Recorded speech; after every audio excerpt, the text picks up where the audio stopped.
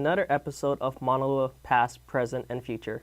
My name is Kendrick Chang, and I'm a Community Outreach Advisor for Livable Hawaii Kai Hui. And today we have two fellow members of our community at Maunalua. In fact, they're from Lunalilo Home. We have Dr. Diane Paloma and Iwalani AhQuin. Welcome to the show. Aloha. Aloha. Thank you for having us. Yes, maybe we'll start with Diane. Why don't you share a little bit about your background, and you're from Wailupe? Yes, so I was born and raised in Ainahaina, also known as Wailupe Valley. I did go to Kamehameha since kindergarten, so I did leave the valley for a good portion of the time. But I'm happy to say that I returned. I now live in the home that I grew up in, and I've been the CEO for Lunalilo Home for the past year and a half, and enjoying my 7-minute commute to Lunalilo. Thanks for having me. And Iwalani, so you're the longest employee at Lunalilo Home? Yes, I was born and raised in Hawaii Kai, which is Maunalua Bay, and graduated from University Lab in 1993, and 1992, and then in 1993 I was hired as a data entry for Lunalilo Home, and then worked in the front office, and then now I am the director for adult daycare center and their activity program, and I've been there 25 years. So I only know Lunalilo Home. So okay, and speaking of that, Lunalilo Home has been in Maunalua since 1927. And maybe for Diane, what is the mission of Lunalilo Home and the work you guys do? Of course. So Lunalilo Home, as you know, is an adult residential nursing home. We also have adult daycare, and we do have a meal delivery program. And the mission is to really preserve and perpetuate the legacy of King William Charles Lunalilo. We tend to care for and protect our kupuna, or our elders, our seniors. Yeah, and if you can elaborate a little bit more about just the story and history of King Lunalilo, and we actually also have a photo of So as you know, King Lunalilo was our 6th elected king or monarch of the Kingdom of Hawaii. He was born on January 31st, 1835, to Princess Miriam Kekauluohi, and so that is the address. We're on 501 Kekauluohi Street. His father was William Charles Kanaina. His street is over in Kapahulu, and so he grew up as a child at the Children's Royal School, attending with many others like King Kamehameha IV, Queen Emma, and he became a very, very well-versed, well-literate king. I have read recollections of him quoting Shakespeare. He was very much into English literature, very much a poet, a scholar. He wrote Eola Keali'i, the national anthem, while King Kamehameha IV was the reigning king. And just as a king, his middle name is Lokomaikai, which means generous, benevolent, and I think his legacy of generosity carries on today through the home, the care home, and what we do. And in terms of his legacy, did he choose to more or less serve our Kupuna? Yes, so he was one of the first ali'i to set up a will and estate, which we know as trust today, or trust law. And he had over 400,000 acres of land. So he was a very wealthy ali'i. And in his will, it called for the sale of that land to be able to build Lunalilo Home. And we do have a picture of the original Lunalilo Home, which was originally in Makiki, and now is the current site of Roosevelt High School. So we have a link to Roosevelt High School. And that building housed Kupuna for about 40 years, and then in 1927, the home was relocated to the old Marconi building, which still stands today, which is where we are now, in Maunalua. And so this was back at the time, that picture, you can see there's nothing there. It's the fish pond, Kuapa fish pond. there's no Kaiser High School. Right. This is far, far before Henry Kaiser and Kamehameha schools owned land, before, obviously before Costco came. Right. And really, I think what is so wonderful about our space is that we have the 5 acres where the home originally sat, Right. and we still have that same building, which really has its own charm and really doesn't necessarily feel very Right. institutional at all. It's a home, and we Right. like to keep it warm as a home. Yeah. And for you're primarily a senior home, but you also do other things. And in particular, Iwalani, you're the director of the adult daycare Yes. center. So adult daycare was developed about 14 years ago, and it's another service for our kupuna in our community. We do daily exercise, we do daily walks, activities from bingo to arts and crafts, and they do receive a nutritional meal from our Lunalilo Home kitchen. And we're open Monday through Friday, 6:30 in the morning to 5:30 in the evening, and on Saturdays from 8 to 4:30. I have an awesome staff that love what they do as well, taking care of our kupuna. So we just want to try and reach out to the community and, help whoever is need for our elderly, because they're not getting any younger nowadays. Right. So yeah. And then also you do have your Meals on Wheels program as well. You can share a little bit more about that. Yeah, so we do about 5,000 meals a month. That includes our residential meals, our adult daycare meals. But we do have a van that delivers nutritious. We do specialized meals for kupuna who maybe cannot eat a lot of solid, hard, crunchy foods. So we do diet. We do modify for diet. We can do low sodium. We can do pureed. We can do special preference meals, and we deliver to the Maunalua community. We can go as far as Kaimuki, and then as far east as Waimanalo. Oh, wow. Yeah. And in terms of, why is it that, even here, for this over 100 years since, Lunalilo Home was first established, why do we still need, Lunalilo Home today? So we want to be here in perpetuity, as was the wish of King William Charles Lunalilo. We also see that the senior or elder population is growing, and so with the baby boomers now approaching the age of Social Security, Medicare, we are going to see the need for taking care of our parents. So when my parents are at that age now, I'm getting a little anxious and a little worried about who can I turn to for services, whether they want to age in place, right, when we can deliver a meal to them, or if they need additional care, they can come to our adult daycare. And hopefully that can transition later on to, if they do need residential care and a little bit more acute care services, we'll have those available. Right, and to add to that, I was very fortunate to have my father living at Lunalilo Home.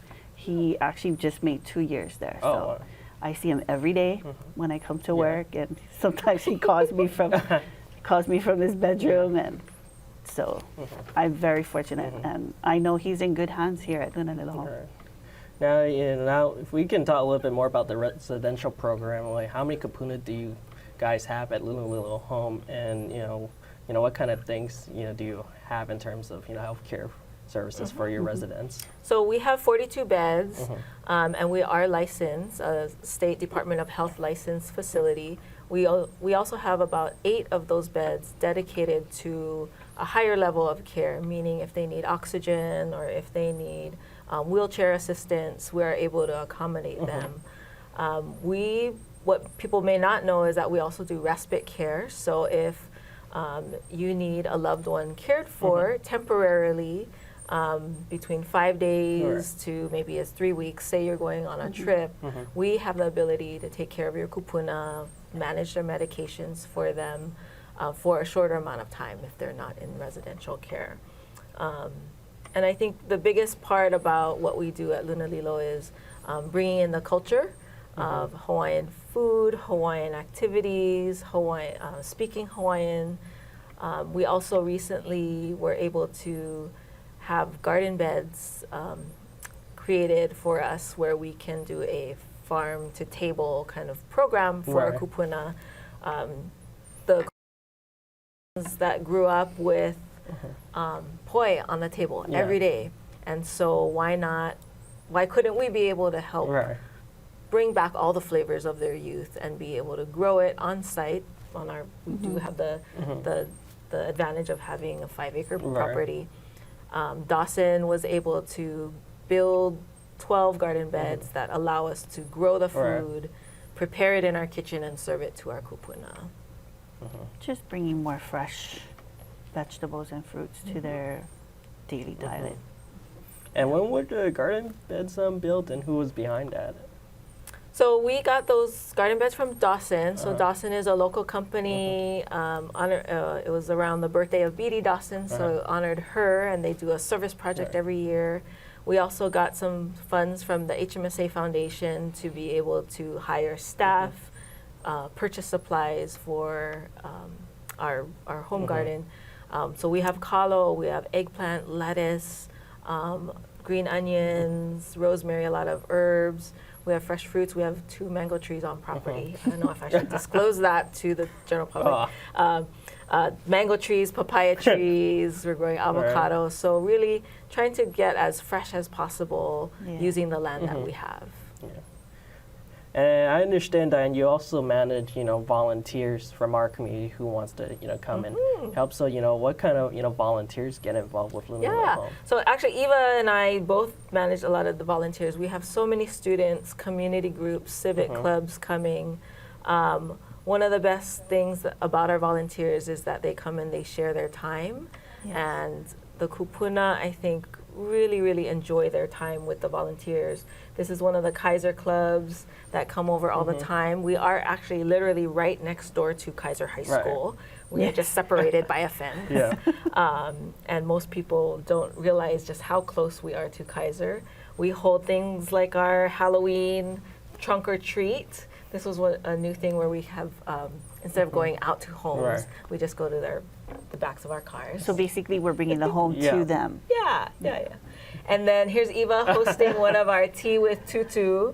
We've had a community group come in and just host a tea where our kupuna can dress up and feel a little fancy and be able to do all the things. So our kupuna are not as mobile to get out, so we can't necessarily take them to restaurants and do all of these places. So we try and bring all of those experiences to the kupuna. This is one of our Christmas families, the Kikoas that come every year to entertain and share, have fun, play music. You'll even see some of our kupuna dancing and getting up themselves to dance hula. Many of them grew up just kanikapila, playing music as a regular family event, so really fun. Right, and to get back with the volunteers, we know we're open to all ages. We do have a couple who comes every other Thursday and plays music. We have retired teachers, music teachers. We have students who need hours for their scholarships. So they do more hands-on, sits with the kupuna, helps them with the activities, or just going for a walk. Or if there's a big group, we have them actually help us with our garden, because 5 acres is a lot for our maintenance crew. But every help counts. So volunteers do an array of things. I set that up with them, see what their availabilities is. So it works actually really good in our schedule.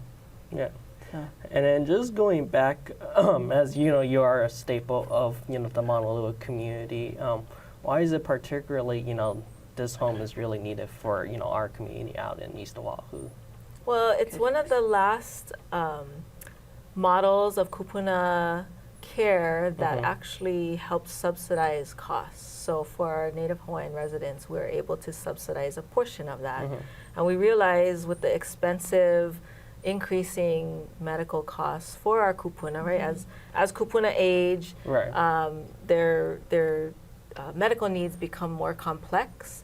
And so we are also looking at ways to be able to educate the community about how to take care of your kupuna. So maybe we're set at 42 beds, but everybody in Maunalua, or everybody who has a home, they have their own beds. And so could they care for their kupuna in the same way? And I do think kupuna nowadays, they want to age in place, right? You see these multi-generational families living together for as long as possible because, one, of cost, but two, everybody wants tutu home with them. Like, who wouldn't, right? Yeah, and I understand, it's even much more exponentially important, to serve, the Native Hawaiian community. I know there were some statistics by the CDC that, I believe you were going to mention, Diane. Yeah, so when you look at our, my work in Native Hawaiian health has been, Native Hawaiians suffer disproportionately from chronic disease. Back when the first foreigners came to Hawaii, it was mostly infectious disease. And we've seen that progress, and we've seen organizations like the Queen's Medical Center help address those needs.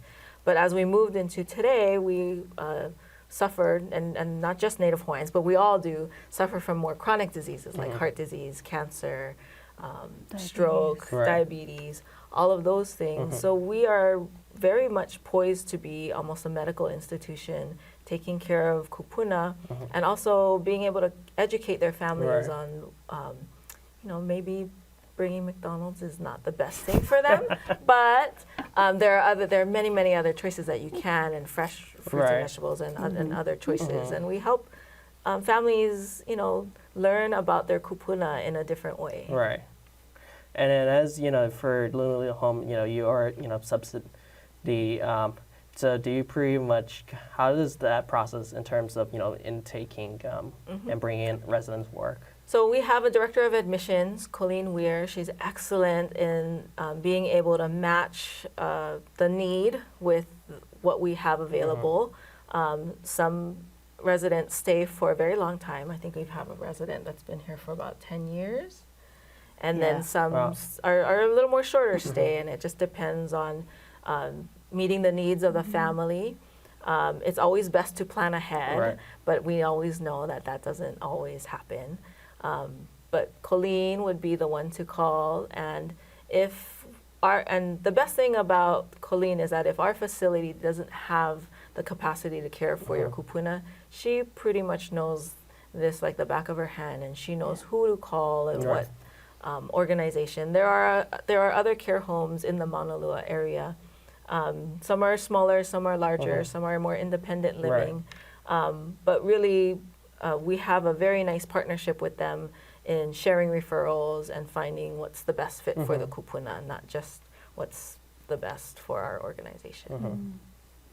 Yeah, and also with the community, you guys do have several events you have every year that the members of the Maunalua community can get involved. Yes, we have lots. So every February, closest to January 31st, which is King Lunalilo's birthday, we'll have our annual benefit luau. It's one of the last open-air, tent, backyard, Kanikapila style luau left in the state that does and holds events like this. So our annual benefit luau is usually at the top of the year.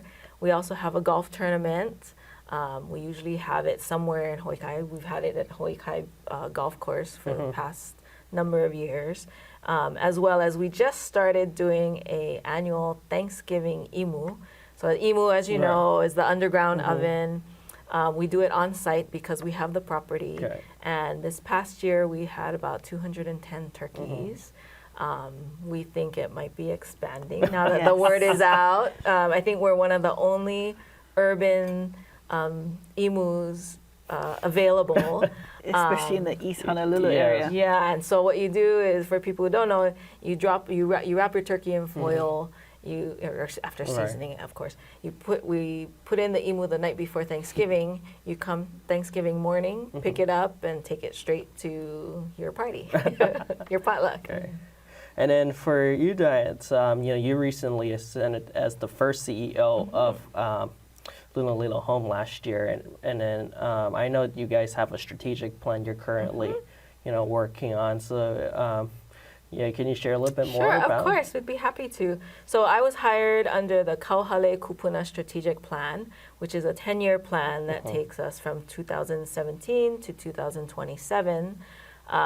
Basically, our trustees have adopted a CEO-based model of our organization, of which I'm the CEO. And we've been really trying to look at basic infrastructure setup, organizational effectiveness, financial sustainability, really these 4 pillars or goals that we have in order to keep the organization stable and kind of take us into the next 136 years. So we've been around as an organization for 136 years. The building is also about 100 years old too. And so we are looking towards really stabilizing our organization and then looking to see how we can better serve the kupuna. We realize that 42 beds is very limiting. And so what are the ways that we're going to start expansion is what we're working on. Starting with meal deliveries, looking at our adult daycare, and could we replicate this possibly in other communities as well? Oh, wow. And for Iwalani, since you've been with Lunalilo Home for a long time, so do you have people you served that maybe initially started with the meals service and eventually over the years made their way to become so we've had quite a number of kupuna transition from the daycare over to our care home facility. I can't give you a specific number, but there was a lot. So they kind of begin at us at the daycare. And because the family and the kupuna has started at the daycare, they feel comfortable with the area, the staffing. They get used to the familiarity, and then they just transition in very smoothly over to the care house. Yeah. And how important is it, that for as a care system that you provide these different levels of senior care? So that is the trend of the senior care market. You see a lot of individuals looking for institutions or organizations that you can start off maybe with just independent living and transition all the way to hospice if you need it. You see these models increasingly popping up on the mainland, and especially in Hawaii, where we expect the senior population to surpass the youth population in the next 10 to 20 years. There is going to be what we refer to as the silver tsunami, which is this influx of seniors. And really, who wouldn't want to keep on continuing to stay and transition in the same safe place that you are used to, as opposed to, okay, I'm going to spend 5 years in this facility and then go to 2 years in another facility, and that constant movement, right? You want your home base to be a home base. And so we are looking at models in our strategic plan to do just that, to look at what are these other services that we can provide. Yeah. And I know it's early, but have you thought of ways, potentially expand, your capacity to serve more kupuna in our state? And so we're looking at, first meal delivery is one of the first things because it gets the kupuna in their homes. We're also looking at partnering with a lot of other community organizations and looking at how do we expand to other communities, or how can we come to a community near you, the viewer. Okay.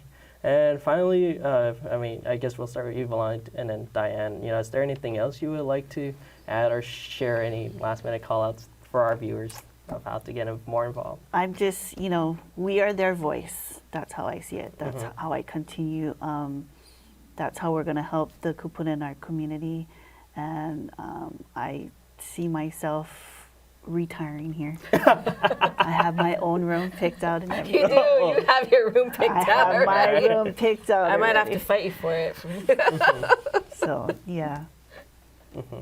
Yeah. I just want to share how our kupuna are so revered in Hawaiian culture, and I think in all cultures, how much we appreciate our grandparents. My grandparents died at a very young age, and so I grew up with one grandparent. And so it's kind of nice to be able to come to work and have 42 grandparents telling me what to do. And they are wonderful, lovely, and I'll say very enthusiastic. They're not quiet. Mm-hmm. They tell you what they Colorful. tell you what's on their mind. Diane, are you really wearing that today? Okay. And so, if you have grandparents, hug them, love them while they're here, get the stories from them. And I think the kupuna now remember Maunalua the way it was back in time. And so if we don't capture those stories now, my kids won't know what Maunalua was back in the day. So thank you. No, thank you for being part of us, and hopefully for our viewers, whether they are part of a school group that can get more involved, or just volunteers, or even if maybe they have kupuna in their household currently that they're looking in terms of their long-term plan. Thanks for being part of our show today. Thank you. Thank you. And finally, we want to thank Ōlelo Studios for facilitating this service of being part of our show, Maunalua Past, Present, Future, and also Kaimuki High School for being the facility that we are currently filming. And finally, to Livable Hawaii Kai Hui that hosts and organizes this show every month. This is Kendrick Chang with Livable Hawaii Kai Hui signing off. Mahalo. Mahalo.